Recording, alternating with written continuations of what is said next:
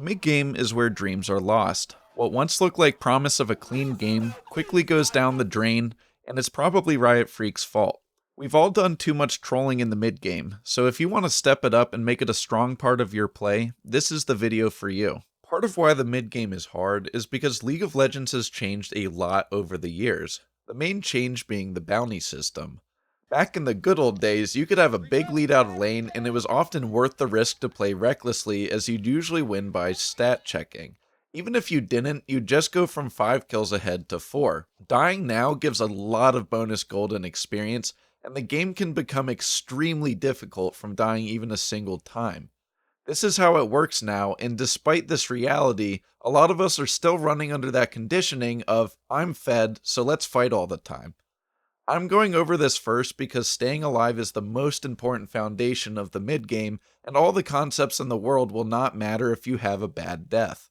What is the mid-game? The mid-game starts when plates fall. Plates are extremely valuable, making them a powerful incentive to stay in lane the first 14 minutes. Once they fall, the priorities shift on the map and the lane assignments change. Bot laners go mid, and mid laners start playing side lanes. There are a couple key reasons for this. First, AD carries are really good at pressuring towers, and the tier 1 and tier 2 mid turrets are the most important defensive structures in the game. They help protect the jungle camps. Junglers watching this know how helpless it feels to have your mid towers down, get permanently invaded, and lose all your camps. Mid towers are also really important defensively, as mid is the most helpful lane to have waves pushed out in. It's in close proximity to every objective, and it's by far the shortest path to the Nexus, so most games are ended through mid lane. Losing the towers means the opponent can shove out further and get longer windows to roam and pressure objectives without bleeding farm. Additionally, the AD carry and support are usually going to be stronger in skirmishes than a mid laner. It's logical to have a strong duo central on the map to be available for objectives while still allowing the farm-hungry AD carry to consistently get minions. If mid towers are so important, and bot lane does well going mid lane, you may wonder why bot doesn't start there. It's because Riot said so. We've all run into scenarios where someone won't budge out of a lane they have no business being in. A lot of players want to keep playing in the lane they started in, so if this happens, Coach Cupcake's ace mentality will be really helpful. Acknowledge the best play, communicate it, and embrace reality. Try to communicate the lane assignment you want, even be willing to give a wave for it, but if your teammate won't budge, you may just have to wait for a better window. Alternatively, you can assert dominance and come to the lane anyways. Just be sure you shove your previous lane out first, so that your tower isn't taken during the rotation. Usually people will move if you ask, and if they don't, they will often move once you show up and they see that juicy wave building up in the lane you left. Regardless of your lane assignments, League of Legends players want one thing: to push. And this is because pushing is good. It gets us farm and tempo to do things without missing that farm, like roam, reset, or hit towers if no one's around.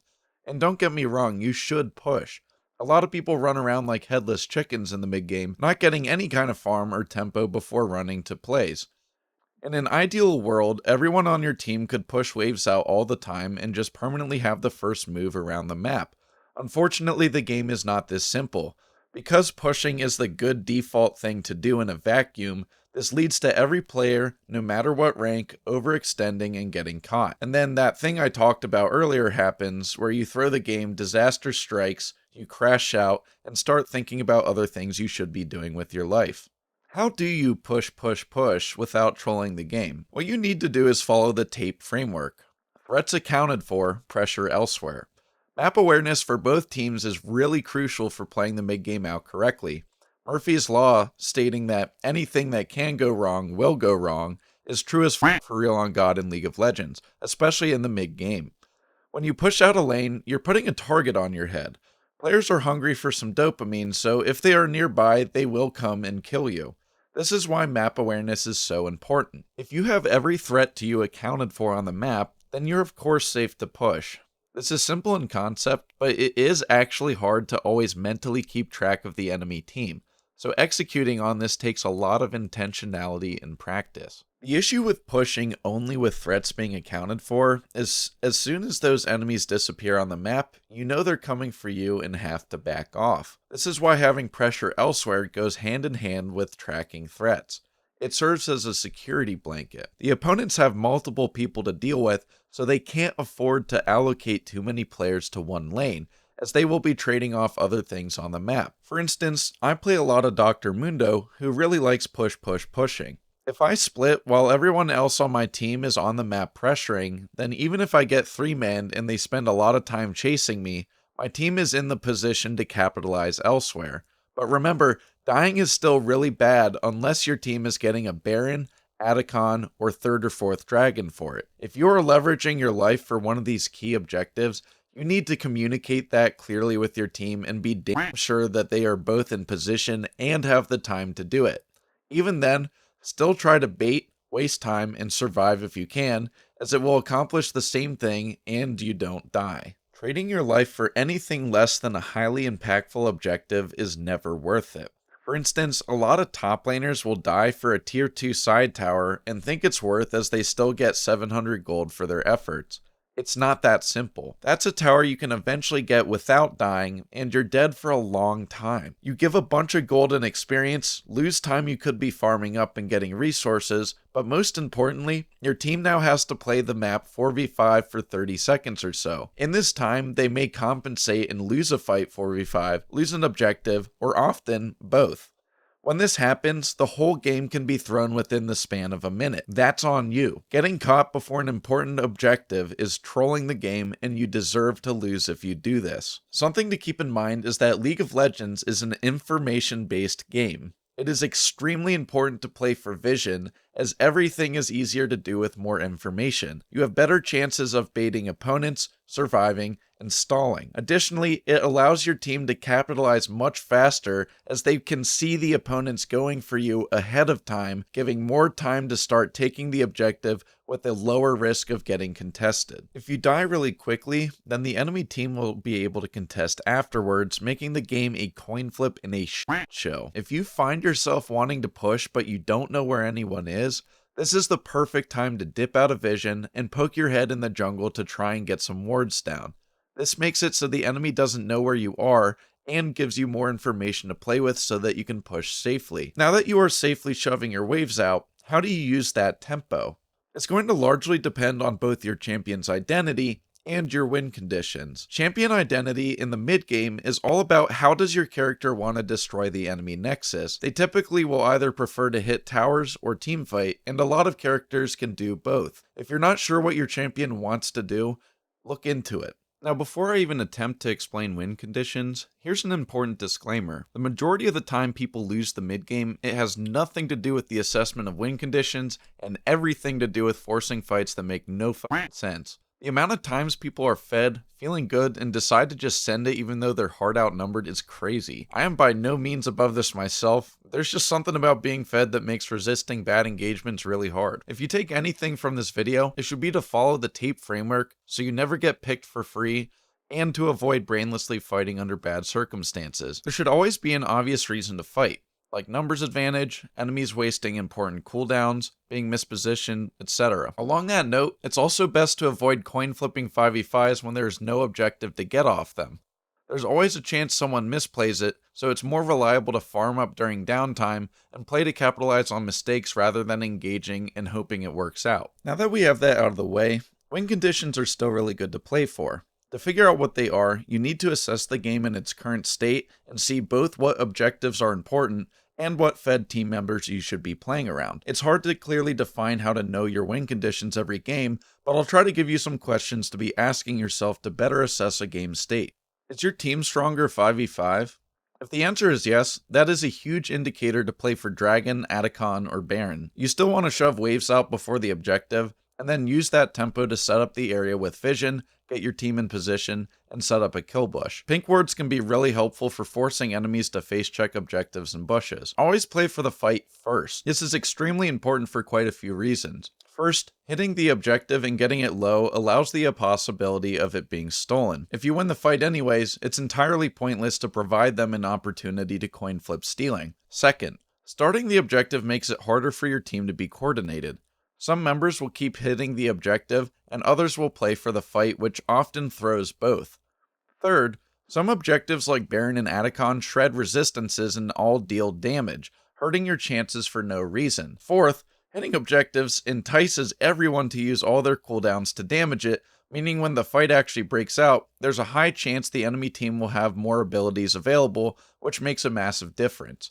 Lastly, your team will be positioned poorly when hitting an objective. Being bunched up and cornered in a pit is not really ideal for anyone trying to play out a fight. As you can see, it is much better to use the objective to bait the weaker enemy team into fighting you. To do this, clear all enemy vision around it, so they are forced to run into your team to contest. Do you have a fed split pusher that the enemy team has trouble dealing with? If so, we may not want to force fights and instead enable their pressure. Split pushers require the enemy team members to come deal with them, or they will open the base, making the game volatile and dangerous for your opponents. They will create numbers advantage for your team to then get the objectives. Supports may want to help set up vision, so they have more information to play around.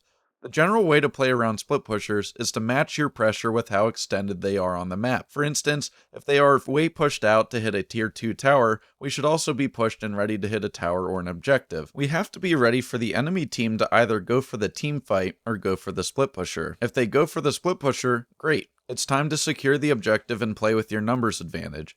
If they go for you, your goal is to bait their engage and get away. Waste time, and your split pusher will now be the one who capitalizes. If your split pusher has teleport, you can still play for the fight if it looks good, as if you're baiting their engage well, the enemy will often force and be in trouble once your fed member arrives. Is your team behind? If you are, then your goal is to stall the game and look for picks. A lot of people fall into the trap of accelerating the game when behind, because everyone is tilted and just hopes fighting the dragon works out. This actually ruins any chances of winning, so unless it's sole point or the enemy team trolls and gives you a numbers advantage, you should concede the objectives. Remember that people throw mid games all the time, so be patient, farm up. If you have any members who scale well, try to enable them to do so, and keep looking for mistakes. People are going to get cocky and misposition at some point, so be ready to get any picks you can, especially on people with shutdowns. Successfully getting a pick helps maintain the stall, as even a fed team usually won't want to fight with a numbers disadvantage, and if they do, you have much better chances of getting some key shutdowns. If the game is even, you also want to play for picks, but stalling the game isn't as important unless you have a hard scaling champion that needs more time to hit their spikes. Extra tips for a smooth mid-game. The importance of adaptability. Regardless of any mid-game knowledge you have, League is a highly chaotic game. People on both teams are going to miss position, waste cooldowns, and just generally find ways to troll. One of the hardest and most important skills in League is being able to adapt to new circumstances quickly. Say you're mid-team fight and you notice that both your fed members got caught. Even if your team is ahead, this team fight may not work out, so you need to be willing to adapt accordingly and play to live. This can go either way. You can also be avoiding a fight until you notice the fed enemy Yasuo decided to dive the fountain, and you now think you can win the fight. It's easy to get locked into a certain way of thinking. All I can say is try to remember that when circumstances change, try to update your response. Communication is key. It's really common for us to know how we should play out the mid-game, and then our team has something different in mind. It's your job to communicate and make it easy for everyone to be on the same page. If you see your team about to overextend and force a 3v5, backping them a bunch of times and ping where the missing members are so they can see why they shouldn't fight. If you want to split push but your team is pressuring while you're in the base, ping them off and ask them to wait for you to get onto the map. If you want to fight the next dragon as you think it's the win condition, tell them that and try to caution ping anyone who might get caught ahead of time. You get the point. Pings are a really important part of the mid-game, and most of the time your team wants to win. So if you're giving good pings and have rationale behind your communication, people will often listen and agree. A lot of players know not to take bad fights and die before objectives, but get distracted. Pinging can make all the difference. Don't take inhibitors before Baron. You only want to take inhibs once you have Baron, because Super Minions plus Baron buff allow you to siege the base and win the game smoothly. A lot of players think taking inhibs is always a good thing, But even with super minions, ending the game isn't very easy unless you have a Baron or Elder Dragon. So what happens is now you have made one of your lanes permanently push, preventing your team from safely farming that lane while simultaneously giving free and more valuable farm to the opponents. If you're in a later game scenario where you've won a team fight and may be able to end, just do the Baron. People always want to go for the end after a one fight, which often results in taking inhibitors, the enemy stalling you out, your team overextending and dying, and now the opponent's getting the Baron and winning the game. So unless you're 1000% sure you can end before the enemy respawns, it's always more consistent and reliable to play for Baron, reset, and then play to siege after. Lane phase sets up the mid game. The last thing I'll leave you with is that having a smooth lane phase sets you up to have agency and impact over the mid game. You can have all the knowledge in the world, but if you come into mid game behind and permanently losing priority, the game is obviously going to be really hard to play out. So if this does happen to you, even though it can feel like the game was lost in the mid game, it's always going to be more valuable to solve the early game issues before working too much on mid game strategy. Thank you so much for watching the video. If you liked it, be sure to like and subscribe so I can keep doing this. If you have any feedback, I'd love to see it in the comments.